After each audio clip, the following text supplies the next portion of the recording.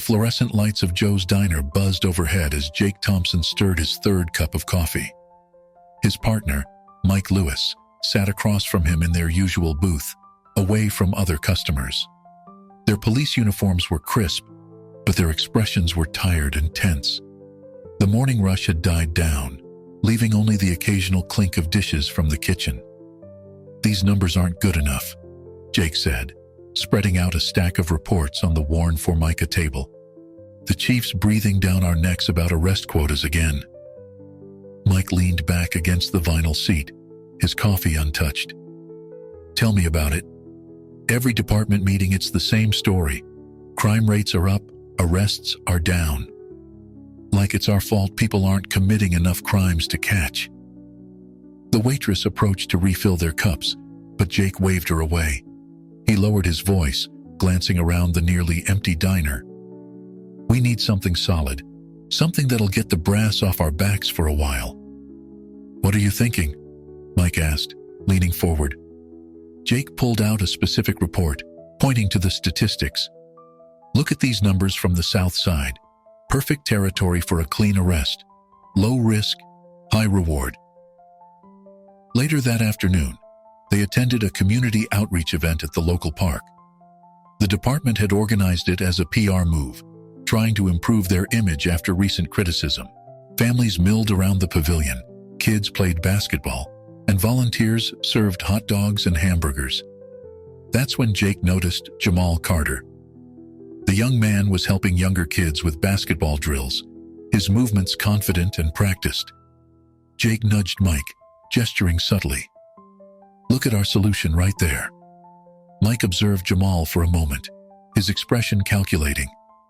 The basketball star, clean record, good family. Nobody would question us looking into him. "Perfect profile."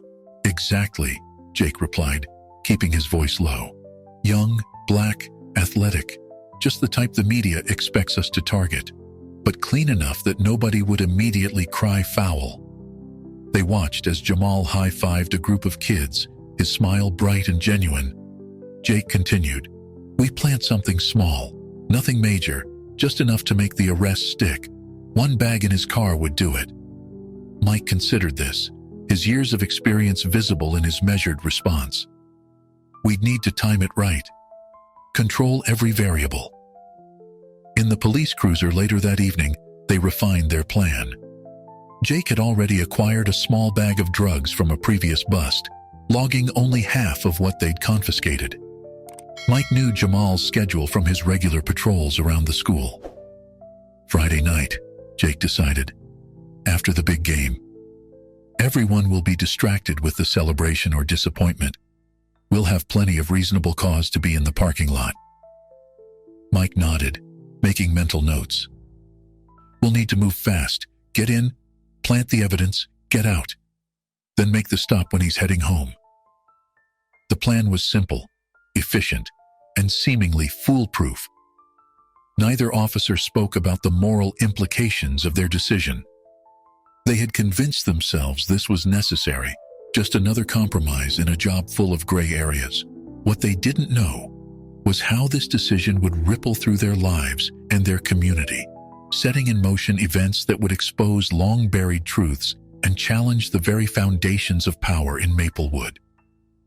The morning light filtered through Jamal Carter's bedroom window as he packed his gym bag for the biggest game of his season. His football jersey, number 23, hung pressed and ready on his closet door. Scouts from 3 major universities would be in the stands tonight, and Jamal knew this game could determine his entire future. "Jamal, breakfast is ready," his mother Sarah called from downstairs.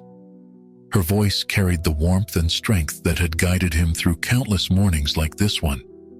In the kitchen, Sarah had prepared his game day ritual breakfast: whole grain pancakes, eggs, and fresh fruit.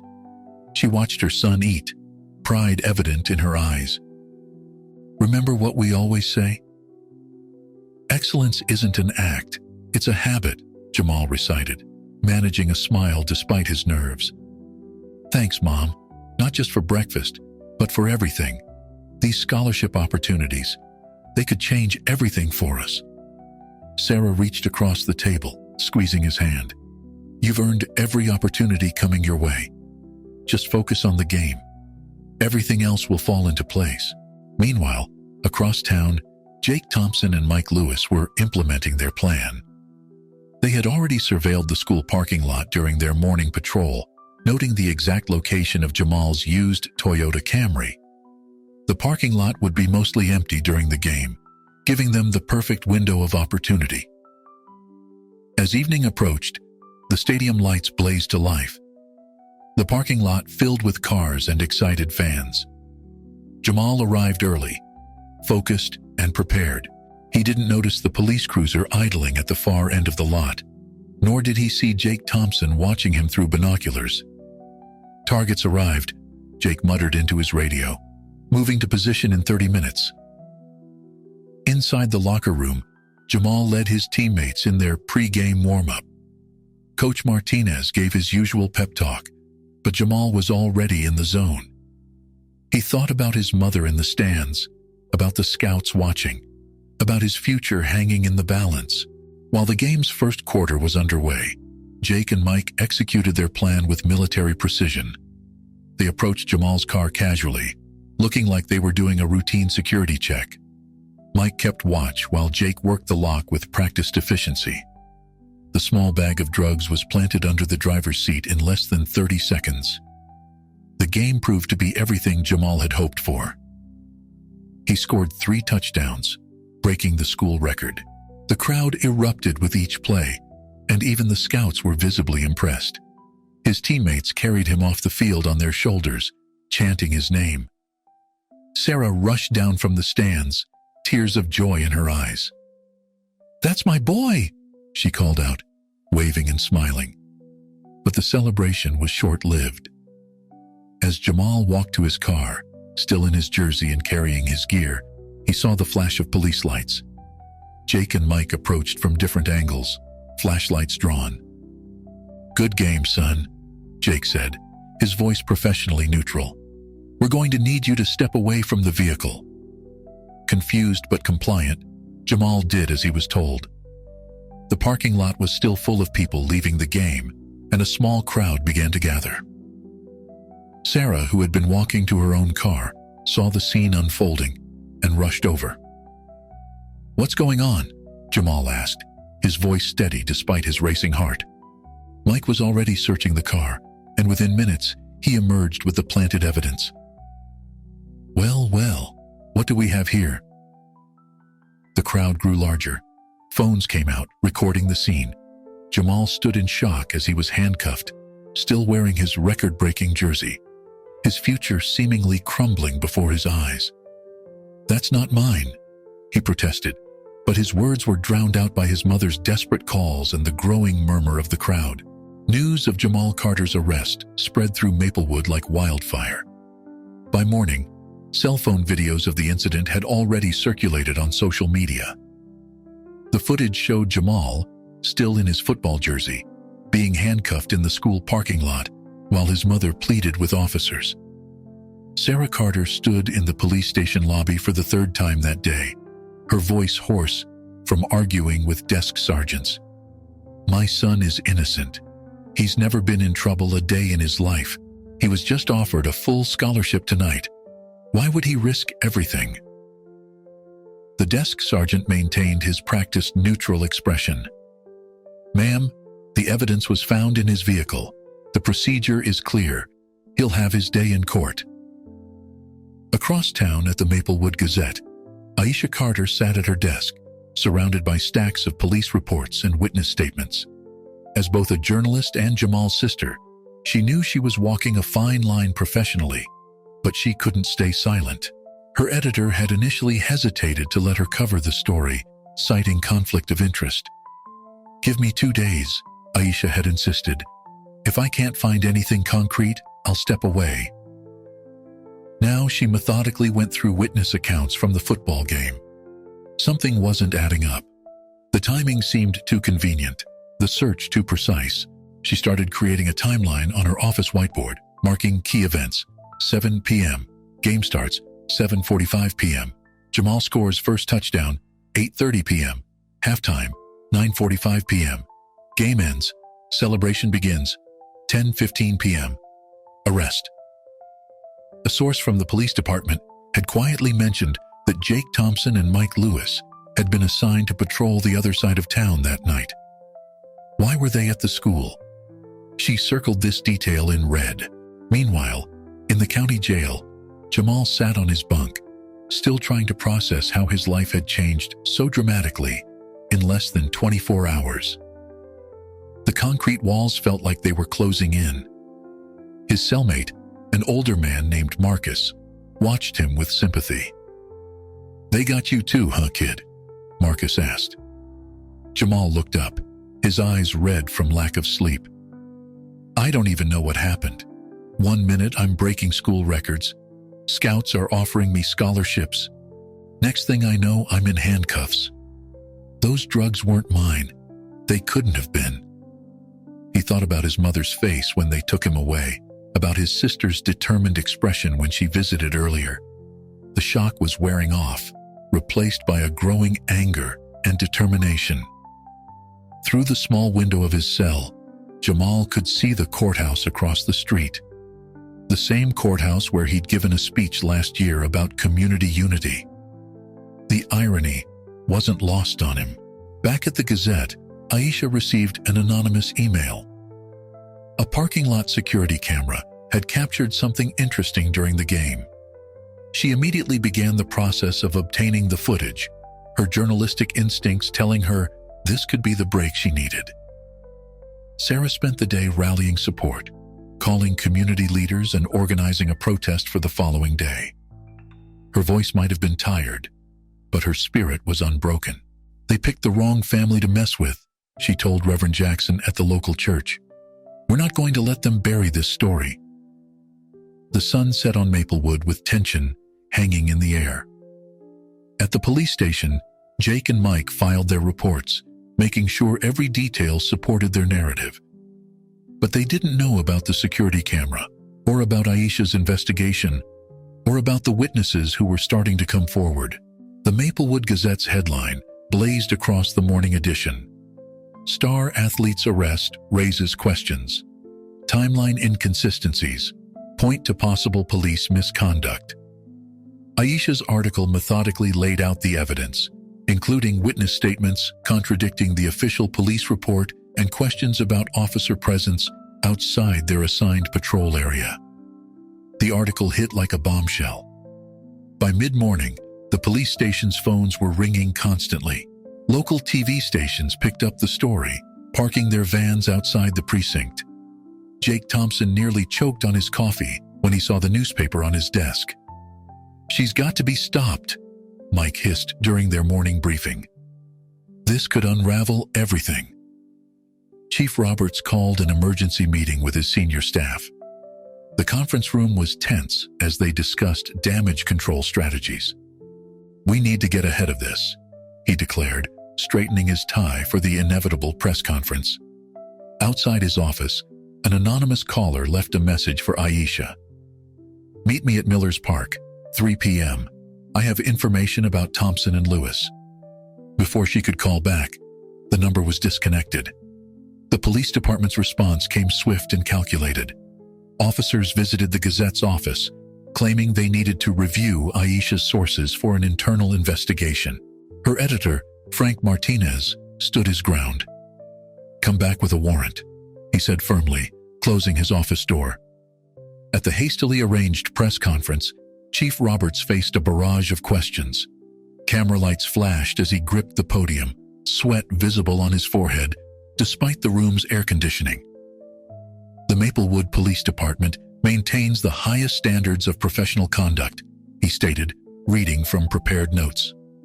"We categorically deny any allegations of misconduct in this case." A reporter from Channel 4 stood up. "Chief Roberts, how do you explain the discrepancy in patrol assignments that night? And what about the missing segments from the officer body cameras?" another journalist called out. The chief's composure cracked slightly. "We are conducting a thorough review of all procedures related to this arrest. No further questions at this time." But the questions didn't stop. As he left the podium, reporters shouted about racial profiling statistics, about other complaints against Thompson and Lewis, about the department's history of similar incidents. Back at the Gazette, Aisha received an envelope containing dashboard camera footage from a patrol car that night.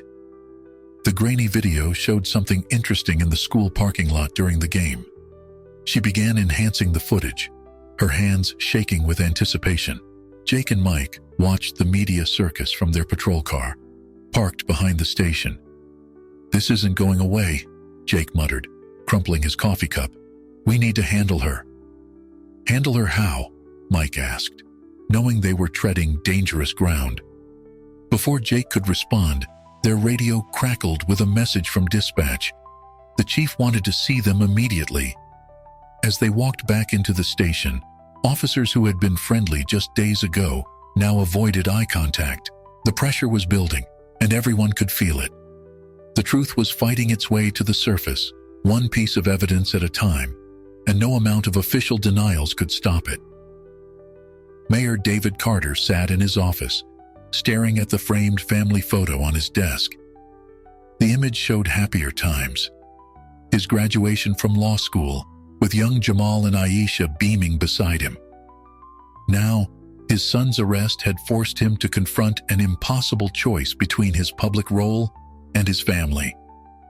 His secretary's voice crackled over the intercom. "Sir, Channel 4 is here for your statement about Jamal."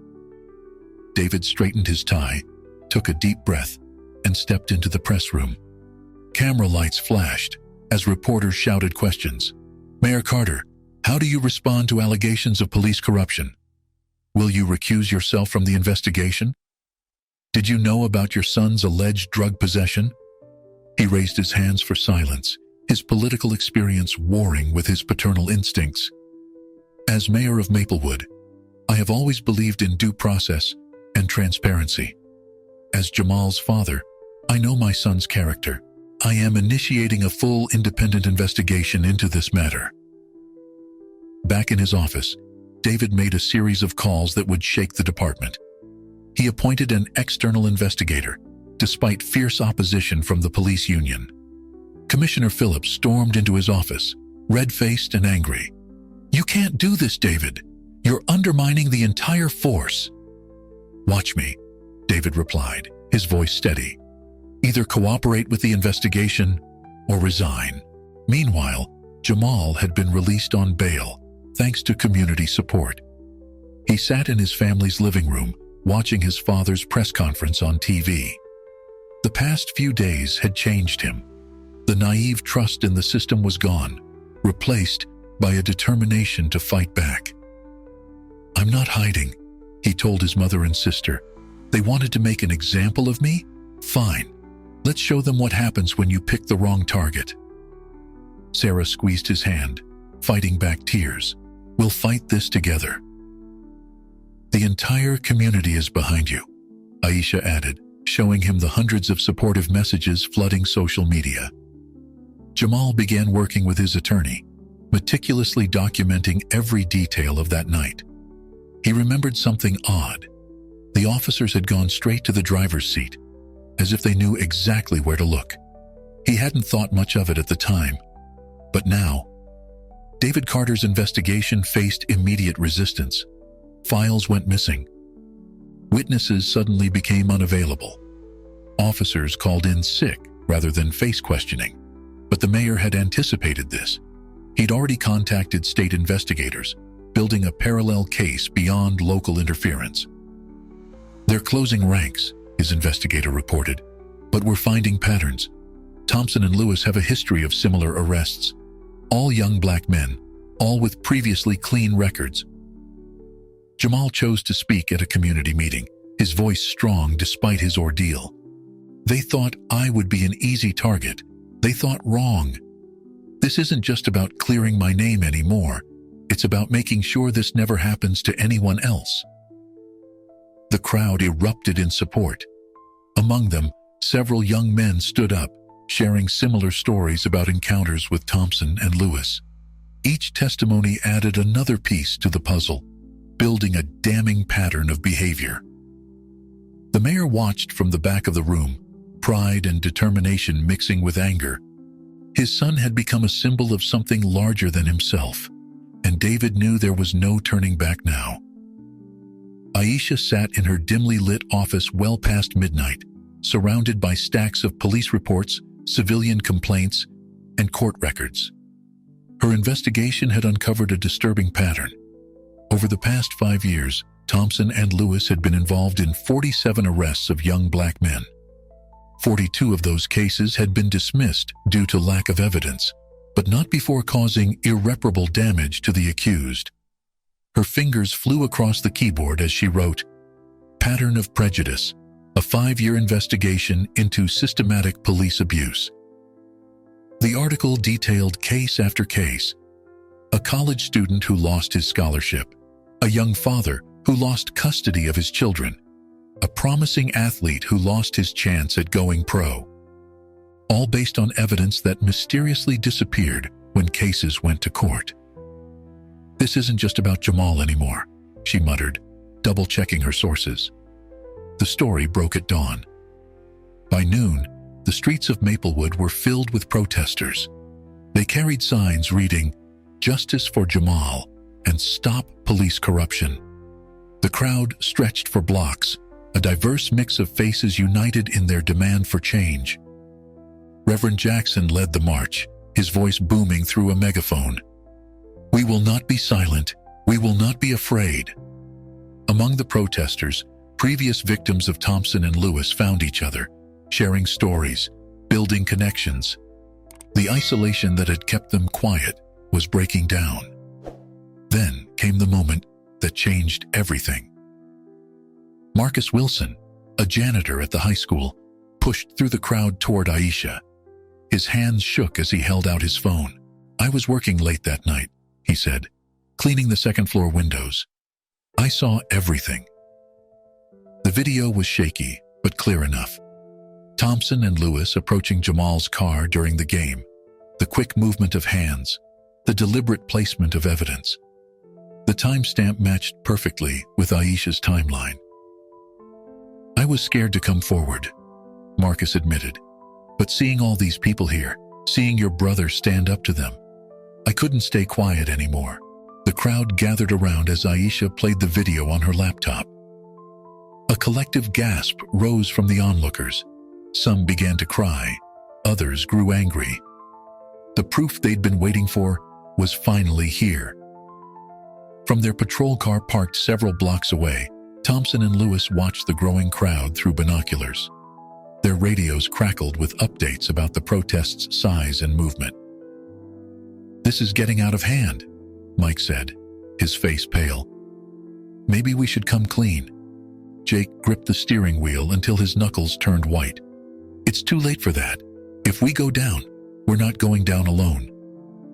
Back at the protest, Aisha was already uploading the video to multiple platforms, ensuring it couldn't be buried or deleted. Her phone buzzed constantly with calls from national news networks. The protesters moved toward the police station, their numbers growing with each block. The chants grew louder. "No more lies. Justice now. Show us the truth." Inside the station, officers watched through the windows as the crowd approached. Some began to question their own loyalty to the system they'd been protecting. CNN's breaking news banner flashed across screens nationwide. "Small-town police scandal exposes systemic corruption." Aerial shots showed the growing protests in Maplewood, while social media exploded with "Your Justice for Jamal" trending nationally. Satellite trucks lined Main Street as reporters from major networks descended on the town. Anderson Cooper stood in front of the police station, his voice grave. What started as one questionable arrest has unveiled what appears to be years of systematic police misconduct in this small American town. Jake Thompson slammed his front door, ignoring the reporters camped on his lawn. His phone displayed dozens of missed calls and messages, some from fellow officers, others containing threats. His wife had taken their kids to her mother's house the day before, unable to handle the pressure. At his own home, Mike Lewis watched his hands shake as he poured another drink. His computer screen displayed some of the hundreds of social media posts calling him out by name. His department-issued phone kept buzzing with internal affairs, messages he was too afraid to read. "Your testimony could end this," his wife pleaded. "Just tell the truth." Mike stared at his reflection in the window. "The truth could put me in prison."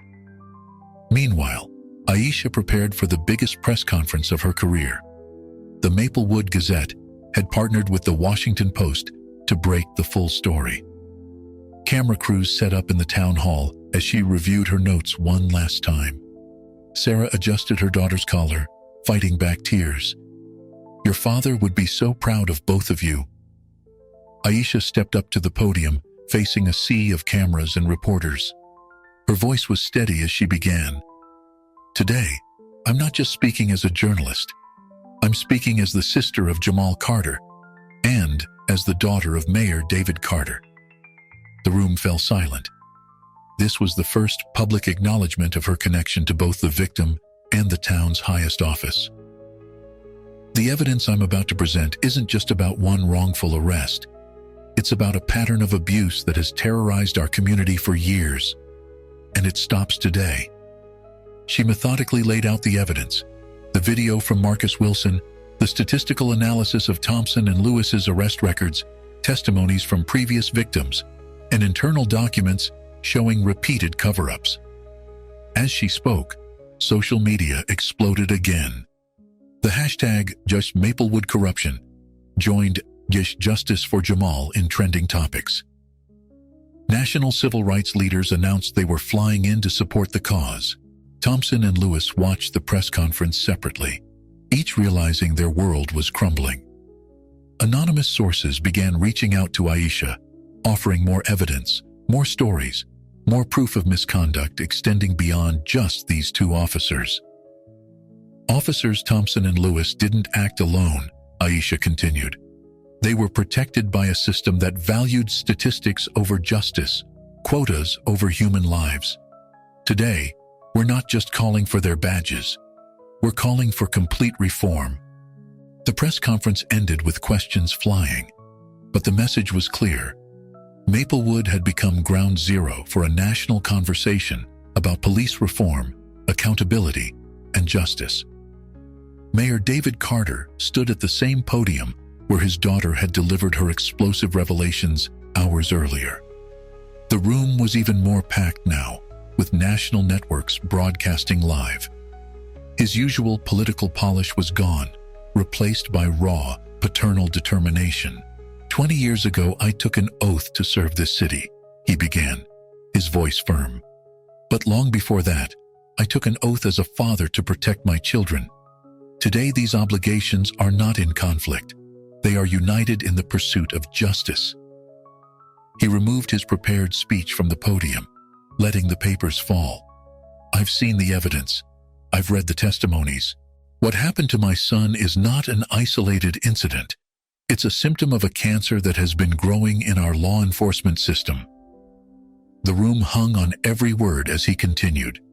"Effective immediately, I am implementing the following changes: an independent review board for all arrests, mandatory body camera footage retention, and a complete overhaul of our department's leadership." Across town, Jamal sat with his legal team, preparing for the hearing that could exonerate him.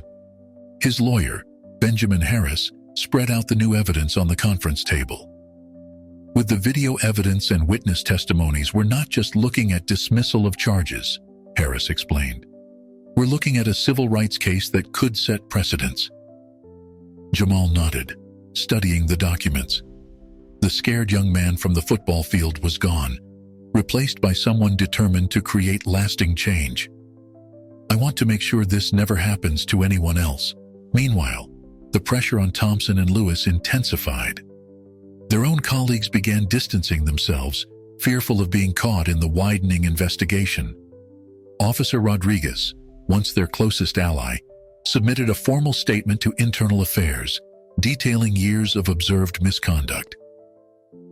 At the police station, Captain Martinez cleared out his office, having resigned rather than face investigation.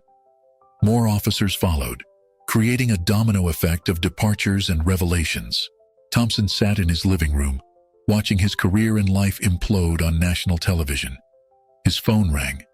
It was Lewis. "They're interviewing everyone," Lewis said, panic evident in his voice. Rodriguez talked. "Martinez quit. It's over, Jake." "We stick to the story," Thompson insisted, but his voice lacked conviction. "There is no story anymore," Lewis shouted. "They have us on video. The mayor's involved. The feds are coming. I'm not going down alone for this." The call ended abruptly, leaving Thompson with the growing realization that his partner of 15 years might be about to turn on him. Back at the courthouse, Jamal's legal team received another piece of evidence. Dashboard camera footage from 3 other police cruisers from the night of the arrest, showing Thompson and Lewis's car in the school parking lot when they were supposed to be across town. The courthouse was packed beyond capacity for Jamal's hearing. News cameras lined the back wall, and sketch artists captured the scene as Jamal took the stand. He wore a charcoal suit, his posture straight, his voice unwavering as he began his testimony. "I always believed in the system," he started. "My father is the mayor. I grew up respecting law enforcement. Then in one night, they took everything from me. My reputation, my scholarship opportunities, my future, all because they needed an easy target." The prosecutor attempted to paint Jamal as a troubled athlete, but each accusation fell apart under scrutiny. The defense methodically presented their evidence: the surveillance video, the conflicting police reports, the pattern of similar arrests.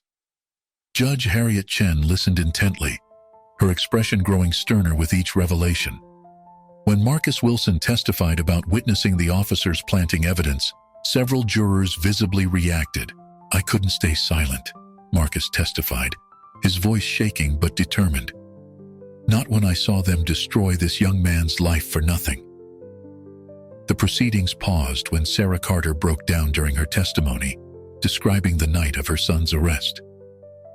"They didn't just arrest my son, they tried to kill his spirit. But they didn't know how strong he is, how strong we all are."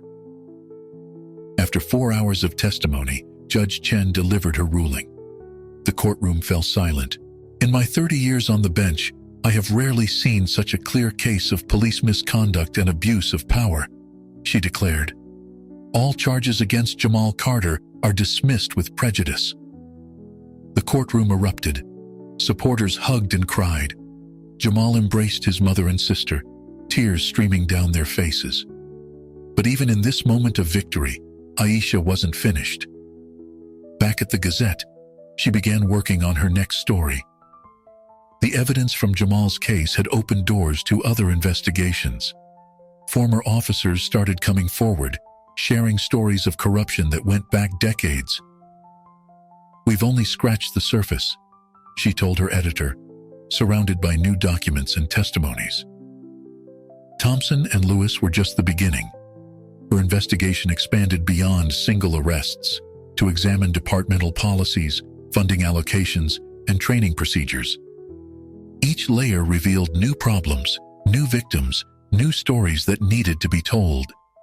Jamal, now free and cleared, joined community meetings to share his story and help others come forward. The scholarship offers began returning, along with apologies and support from universities that had initially withdrawn their interest. But for both Carter siblings, this wasn't the end. It was just the beginning of a larger fight for systemic change. Aisha sat in her office late one night when a manila envelope arrived from an anonymous source. Inside, she found detailed financial records, internal memos, and encrypted emails. As she pieced together the information, her hands began to shake. The corruption went far beyond Thompson and Lewis. It reached into the highest levels of the department. The documents revealed a complex network of payoffs, falsified evidence, and covered-up misconduct spanning 15 years. Thompson and Lewis weren't just bad officers. They were part of a larger system that profited from targeting minority communities. Bank statements showed suspicious deposits to offshore accounts. Internal memos detailed quotas specifically targeting certain neighborhoods. Most damning of all were the recorded conversations, dozens of them, showing how the department systematically protected corrupt officers while silencing whistleblowers. Aisha worked through the night, cross-referencing every detail. By morning, she had enough evidence to blow the entire system wide open. The press conference that followed was broadcast nationally. Aisha stood at the podium, surrounded by victims of police corruption, including her brother. "What I'm about to share will change everything we thought we knew about law enforcement in Maplewood," she began. She played selected audio recordings, showed financial documents on large screens, and presented a timeline of corruption that left the room in stunned silence. As she spoke, FBI agents were already moving. Thompson and Lewis were arrested at their homes, along with 3 senior officers and 2 former police chiefs. The evidence was insurmountable: racial profiling, evidence tampering, extortion, and conspiracy. The arrests made national headlines. Maplewood police scandal leads to mass arrests. Corruption ring exposed. Decades of systemic abuse uncovered. Justice at last. Carter family transforms tragedy into triumph. In the aftermath, Jamal received multiple scholarship offers, choosing one from a prestigious university with a strong social justice program. At his acceptance speech, he addressed a crowd of supporters. "What happened to me was terrible, but it led to something powerful. It exposed a broken system and brought our community together to fix it." The city implemented sweeping reforms, becoming a national model for police accountability. Community oversight boards were established, training was overhauled, and transparent reporting systems were put in place. Thompson and Lewis faced federal charges, along with their co-conspirators. In exchange for lighter sentences, they provided evidence against higher-ranking officials, leading to more arrests and reforms across the state. Sarah Carter started a foundation to help other victims of police misconduct. Aisha's investigative series won multiple journalism awards.